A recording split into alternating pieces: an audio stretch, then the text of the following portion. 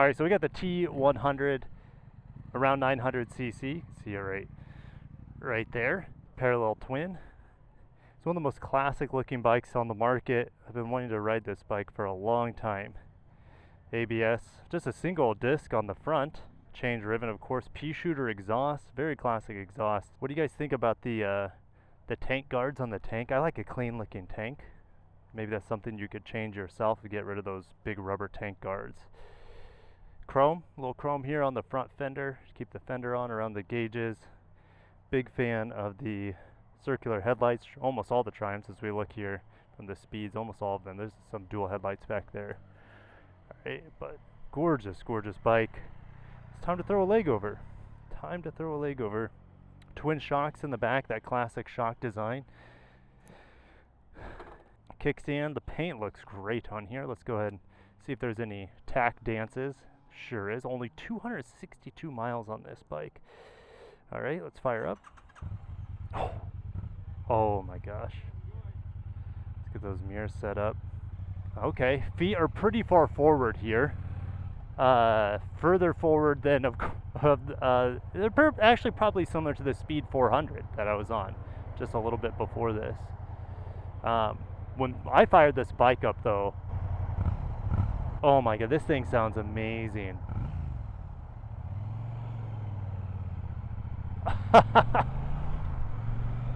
Oh, so smooth. Oh, lordy.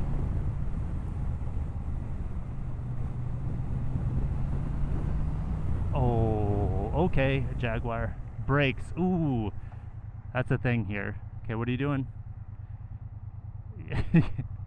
The brakes, not as punchy as I'd like. It just came off the Daytona 660.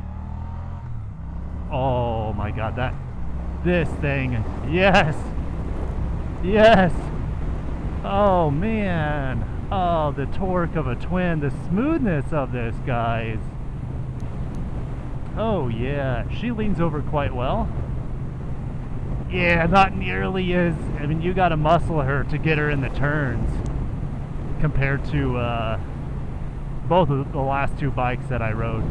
The Speed 400, which is much lighter than this, and the Daytona 660. You know, I do have a gear indicator. That is nice.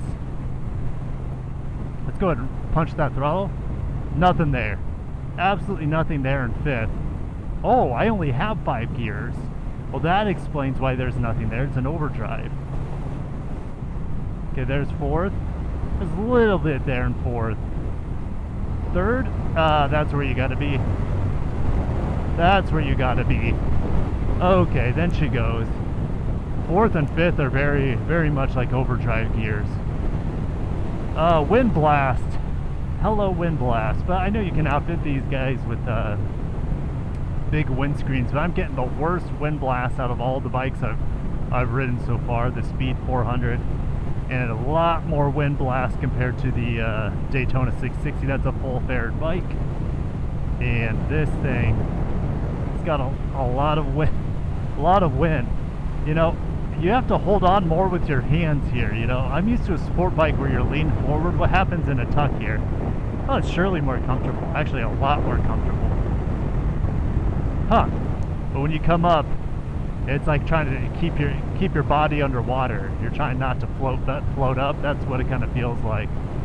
And I'm sure I'd get used to it. But yeah, this, interestingly, it's not quite as lively as I thought. You know, about 0 to 60 is this bike's strong point. And I know they make the T120 as well. But when you get on the throttle here, guys, there's just nothing. That overdrive gear. It's interesting to have an overdrive gear on a bike that, well, fifth gear, I feel like feels like an overdrive gear. It feels like, you know, the top speed of this bike, who knows what it is? Maybe 100, 120, something like that. Oh, but this bike, it's not about speed, it's about looking badass, and it's about that sound.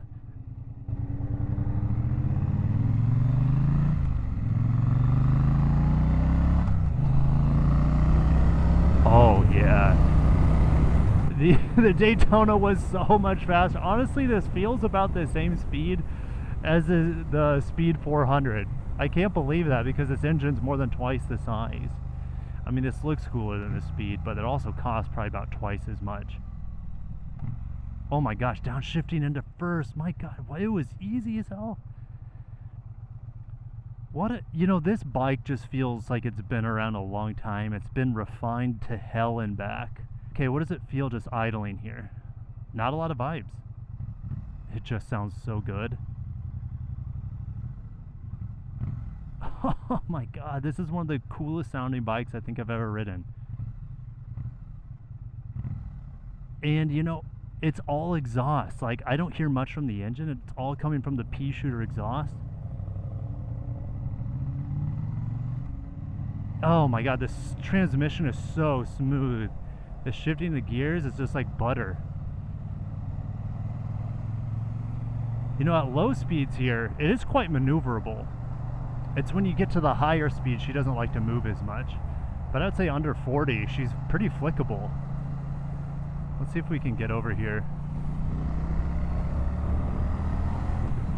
Oh yeah, she goes hard to 70 there. I mean, the gears feel like they're so far apart, so we'll just hang out with these guys. They're doing a group ride at the Birds Black Pearl new shop, or new management here in Fort Myers. Indian shop. They got Triumph. I love that there's Triumph close by because I've always wanted to ride one, and now I might want to own one because they are badass bikes. Oh my gosh, it's just so smooth.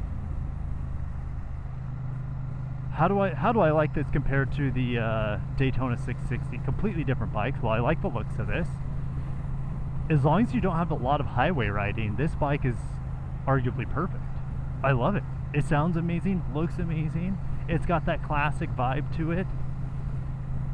It accelerates well enough for me, but I really want to try the T120. Maybe that's gonna be what I want from this bike, the T120. It's gonna give me that top end that I feel like this bike should have, because once you're in 4th and 5th, not a lot's going on. Okay, sounds amazing. I could listen to that all day, baby. Oh, this guy to the right of me in the gray shirt, he's the one that had the Rocket before me. When I was on the Daytona. Okay, there's a Rocket right there.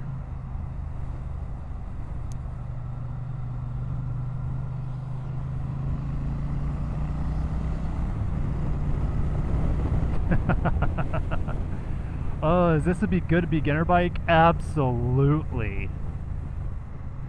Is this fine for beginners? And the answer is, honestly, it's a great bike it's a great bike for everyone, as long as you're not doing a lot of touring. I would actually rather do touring probably on the Speed 400, as crazy as that sounds. This bike would be just for cruising around town, cruising around, you know, slower highways. This thing is just so beautiful and just feels right. Oh, I haven't talked about the comfort of it. Well, my hands are really far high and forward. The pegs are neutral. The seat is great. You know, the fact that I haven't said anything about the seat means it's perfectly fine. Just listen to that. Engine braking is fantastic here.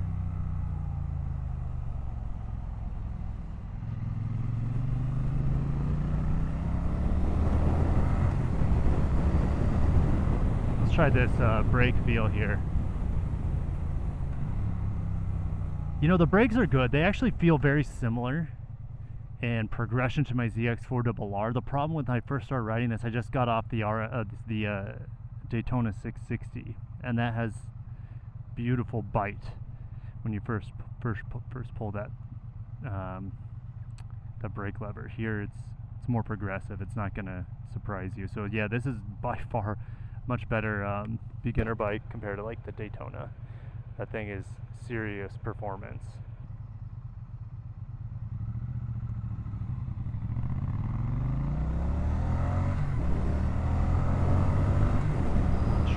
Doggy. Oh, hell yeah.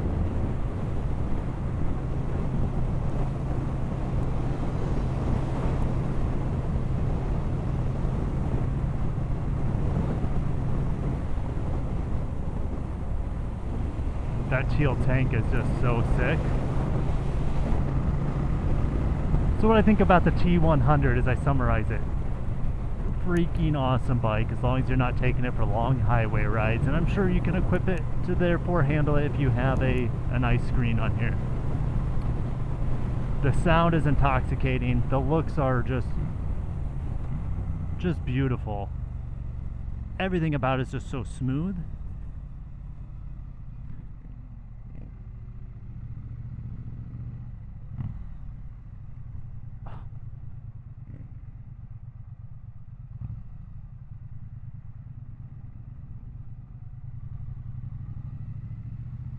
Parking lot maneuvers, very light. Feels light anyways. Feels very manageable.